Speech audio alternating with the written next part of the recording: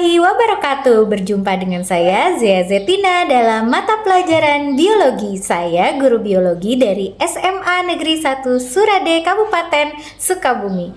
Tonton terus video ini untuk menambah wawasan Anda dalam mata pelajaran biologi.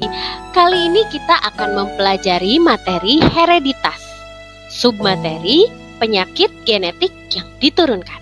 Hari ini kita akan membahas penyakit hemofilia. Apa itu? Simak terus ya. Hemofilia adalah penyakit keturunan di mana penderitanya mengalami gangguan pembekuan darah.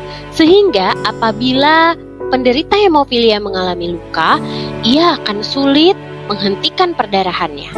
Nah, sekarang ini sedang viral nih sebuah drama kolosal dari Korea yang berjudul Under the Queen's Umbrella, di mana film ini menyajikan sebuah cerita putra mahkota yang mengalami penyakit misterius yang berkaitan dengan dia tidak bisa membekukan darahnya apabila terluka.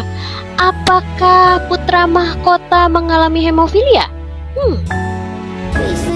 Salah satu scene dalam drama ini menyajikan cerita di mana pangeran selesai melakukan akupuntur, ditusuk jarum, dan kemudian penyakitnya bukannya membaik, malah semakin parah, bahkan sampai ia mengalami pendarahan organ dalam.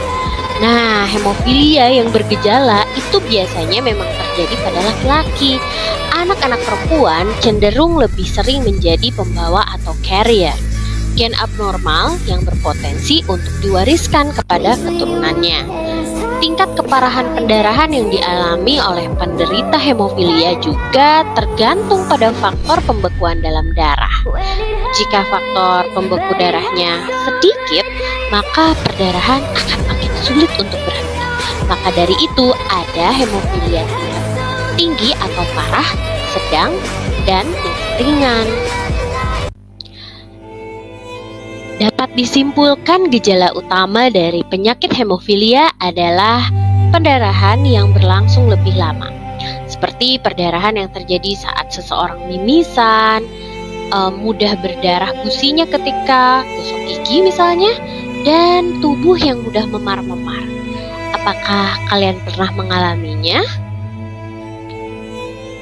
Hemofilia juga disebut sebagai penyakit atau kelainan tautan kromosom kelamin karena penyakit ini akan muncul pada seseorang manakala ia mendapatkan gen resesif dari salah satu orang tuanya atau keduanya, dan gen resesif ini terpaut pada kromosom kelamin X, sehingga yang biasanya menjadi penderita adalah pria, karena pria memiliki satu kromosom X yang didapatkan dari orang tuanya, yaitu dari ibunya.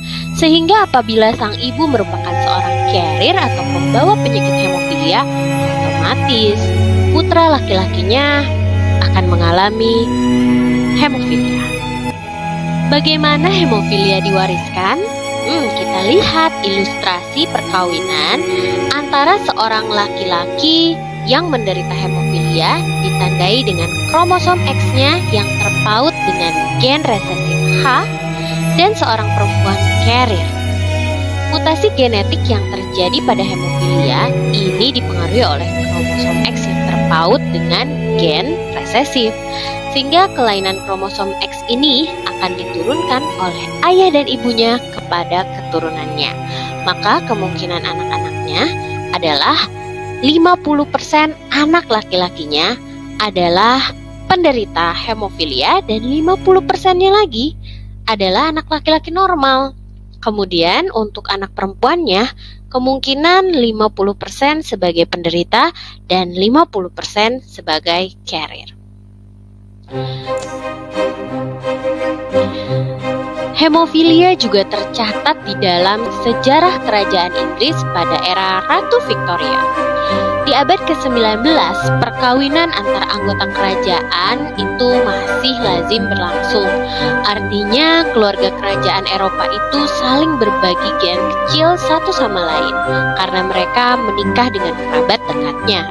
Lantas, Ratu Victoria ini merupakan salah satu orang yang mendukung pernikahan sedarah karena Katanya mereka tidak ingin kehilangan status royal family-nya. Nah, akhirnya perkawinan ini membawa mutasi genetik langka yang menyebabkan hemofilia. Dia mewariskannya kepada 3 anaknya yang kemudian menikahi keluarga kerajaan lain. Dan inilah kondisi hemofilia yang dialami oleh keturunan dari Ratu Victoria. Ratu Victoria yang ternyata merupakan seorang carrier menikah dengan Pangeran Albert yang kemudian memiliki anak dan cucu serta cicit yang ternyata seluruh cicit laki-lakinya merupakan penderita hemofilia. Dari kasus hemofilia kerajaan Inggris tadi, mari berdiskusi. Menurutmu bagaimana sih cara menghindari penyakit hemofilia yang paling tepat? Silahkan jawab di kolom komentar ya. Terima kasih sudah menyimak dan belajar bersama saya hari ini. Saya undur diri sebagai ratu dari kerajaan Joseon. Just kidding. Sampai jumpa di video lainnya. Wassalamualaikum warahmatullahi wabarakatuh. Bye YouTube.